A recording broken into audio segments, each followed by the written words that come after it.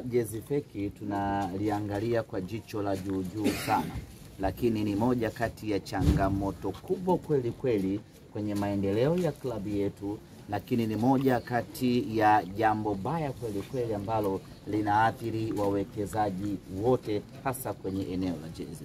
Ukimuuliza Vunja Bei kitu gani kilimuathiri alipokuwa mzabuni wa jezi Simba, atakwambia jezi feki. Ukimuuliza Sunderland kitu gani kilikuwa kikwazo kwako kwenye biashara ya jezi, atakwambia jezi feki. Ukienda ukimuuliza Jairut, ndani ya miezi yako miwili hii mitatu ulioanza kufanya kazi ya Simba Sports Club ya kutengeneza jezi, kitu gani mpaka sasa kimekuwa kikwazo? Jibu lake litakuwa ni jezi feki. Sasa hawa maharamia imefika muda wa kuanza kudili nao perpendicular kwa ajili ya kuiokoa klabu yetu ya Simba, lakini kumsaidia mzabuni aweze kutimiza malengo yake. Jairut kwa kushirikiana na vyombo vya dola anafanya kazi kubwa ya kuwakamata wale wote ambao wanazalisha na kuuza jezi feki. Ameshakamata watu wengi na sasa yupo kwenye mchakato wa kuwafungulia mashtaka. Twende tuwapeleke mahakamani kwa kesi ya uhujumu uchumi. Lakini hiyo peke yake kuwakamata tumeona haitoshi. Tulichokuamua hivi sasa na sisi Simba Sports Club tumsaidie Jairut, tuingie mtaani kwenda kuzungumza na wanasimba. Inawezekana mtu asione athari ya jezi feki ambayo anainunua, akaona tu ni kwamba nimenunua tu jezi hii ya Simba basi inatosha, lakini asijue ule uchungu ambao Simba tunaupata kwa yeye kuvaa na kununua jezi feki. Inawezekana hajui hiyo taarifa. Inawezekana hana elimu ya kutosha kuhusiana na madhara ambayo anaisababishia klabu yetu, na kwa mantiki hiyo tumeamua kuingia mtaani sasa kwenda kutoa elimu.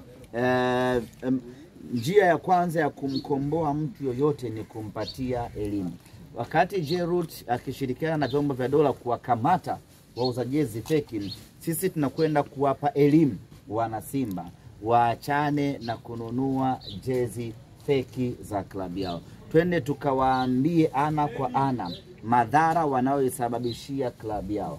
Twende tukawaambie wana Simba kudumaa kwa Simba kiuchumi wao ndio sababu namba moja, kwa sababu hawanunui vitu original vya klabu yetu.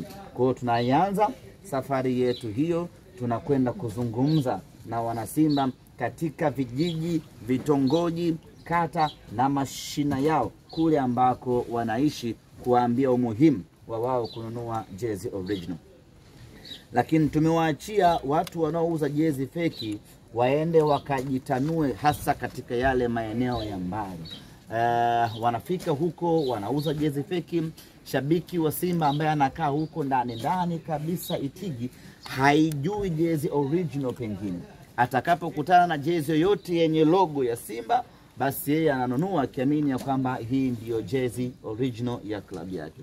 Kwa hiyo tulichoamua ni kwamba kwenda kubanana nao kule ambako wauza jezi feki wanafika, na sisi tunafika huko kwenda kutoa elimu, lakini kuwapelekea jezi original. Kwa chombo naiona hii hapa inaanza safari hii leo ya kuzunguka nchi nzima. Tunatoa elimu, lakini tunawauzia na jezi vile vile, ya kwamba usivae hii ni feki, vaa hii original kwa mchango na maendeleo ya klabu yako. Ndio kazi ambayo tumeamua kuifanya, na bismillah tunaianza hii leo. Jahazi naliongoza mwenyewe nikipita katika mitaa mbalimbali, na leo tunaanzia Pwani.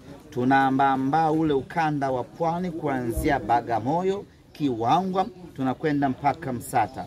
Napiga Mboga, Lugoba, Wami, tunafika mpaka Mkata, Msata, tunakula mbuzi choma pale, tunakwenda mpaka Segera, tunanunua machungwa, tunakunja Mombo, Korogwe, moja kwa moja mpaka Same, tunakutana na Wapare, tunakwenda mpaka Moshi, Kilimanjaro, Hai, safari mpaka Arusha. Yote hiyo ni kwenda kuzungumza na wanasimba, kuwaambia juu ya umuhimu wa wao kununua jezi. Na kwa wale ambao bado hawajanunua jezi zao, basi tunakwenda kuwafikishia jezi huko huko katika maeneo yao wanakoishi. Na mchakato huu msemaji, mnatarajia utachukua muda gani? Tunatumia siku hizi za mapumziko ya kalenda ya FIFA, kwa maana siku 15 hizi kuanzia hii leo chombo inang'oka. Kurejea hapa Dar es Salaam ni tarehe 15 Mwenyezi Mungu akijalia.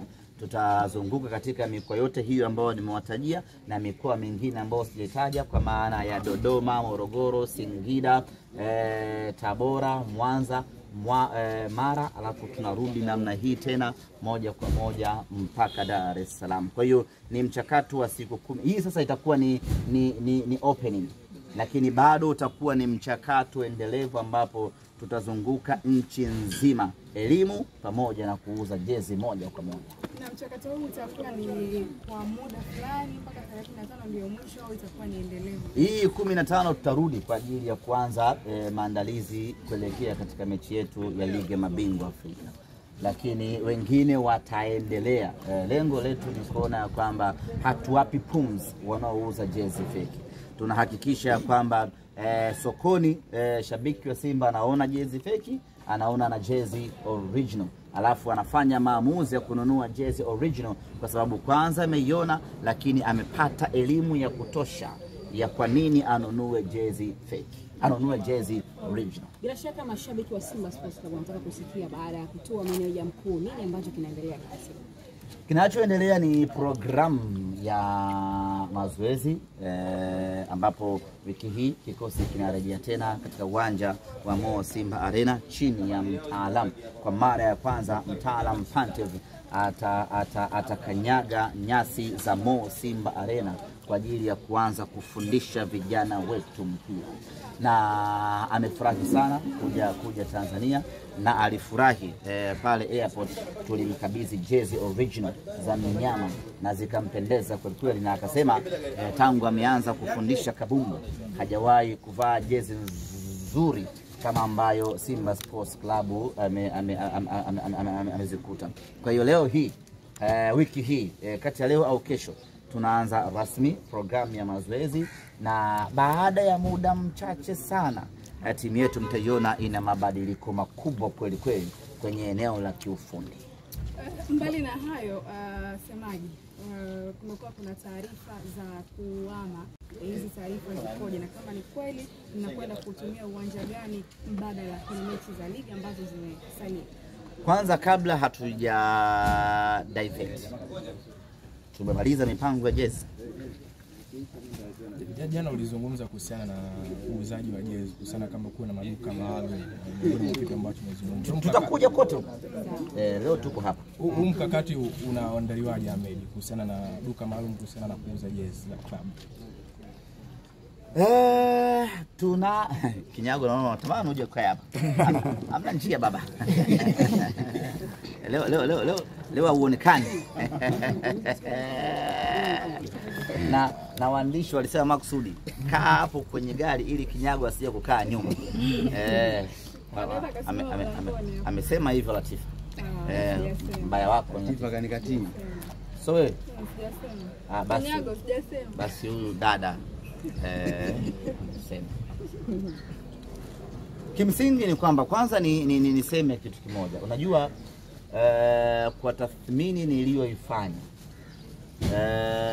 wanaovaa jezi original na wanaovaa jezi fake Tanzania hii, wanaovaa fake ni wengi kuliko wanaovaa original, na wanaopata faida kubwa kati ya mzabuni halisi na mharamia anayeuza jezi feki.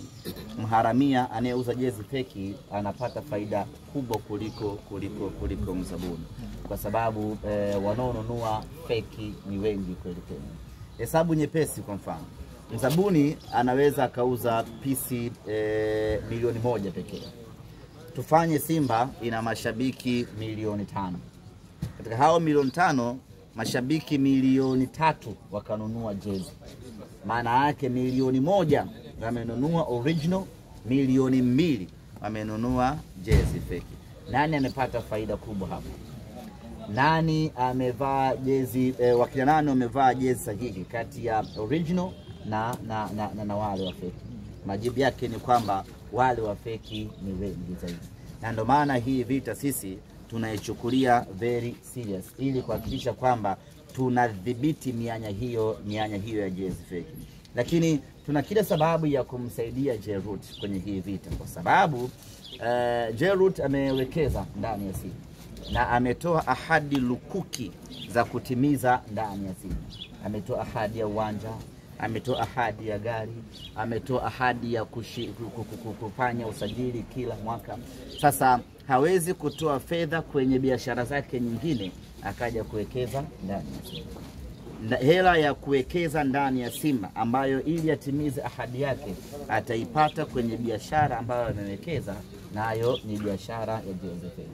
Kwa hiyo kabla ya kumdai Jerut kwamba timiza ahadi zako ambazo umetuahidi, kwanza sisi mashabiki wa Simba tutimize ahadi yetu ya kununua, tutimize wajibu wetu wa kununua jezi original, ndipo yeye atengeneze faida ambayo atakuja kuwekeza ndani ya klabu yetu. Ndio maana sisi tunasema ya kwamba hii ni vita ambayo tunaivalia njuga, kuhakikisha ya kwamba Jerut anatimiza majukumu, anafanya biashara ipasavyo, anapata mpunga wa kutosha kwenye faida, alafu faida yake anakuja kuwekeza ndani ya klabu yetu, anatuletea basi la kisasa, analeta mchezaji wa maana ndani ya klabu yetu, anajenga uwanja, anafanya marekebisho ya ofisi. Atafanya mambo yote hayo endapo biashara yake itakwenda sawa sawa. Sijamaliza.